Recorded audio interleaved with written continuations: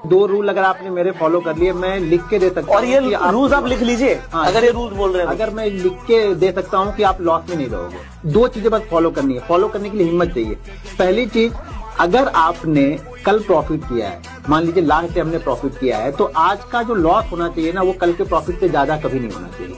दूसरी चीज है, अगर आज आपने सुबह प्रॉफिट कर लिया है तो उस प्रॉफिट का 80% हिस्सा आप घर लेके जाओ, आप सक्सेसफुल ट्रेडर बन जाओगे। बस इतनी दो चीजें करनी है। ये दो चीजों के लिए आपको हिम्मत जुटानी है कि प्रॉफिट हो गया है तो आप उसमें से 80% घर लेके जाओ। होता क्या है ना, प्रॉफिट होने के बाद और प्रॉफिट हो जाए और प्रॉफिट हो जाए, लोग ऐसे करते रहते हैं, वो प्रॉफिट लॉस में चला जाता है। इसका मतलब ये है कि अगर आपको पहली ट्रेड में एग्जांपल 10,000 का प्रॉफिट हुआ है, तो अगर आप दोबारा ट्रेड लेते हो, आपने प्रॉफिट बुक कर लिया और दोबारा ट्रेड लेते हो, तो अब आपका जो मैक्सिमम लॉस होगा ना, वो आपका 2,000 रुपए आप ले सकते हो। कैपिटल में नहीं जाना, अब तो प्रॉफिट में, अब तो प्रॉफिट में से निकालो। दो बार और प्रॉफिट हुआ, तीसरा और ट्रेड लो, कोई दिक्कत नहीं है।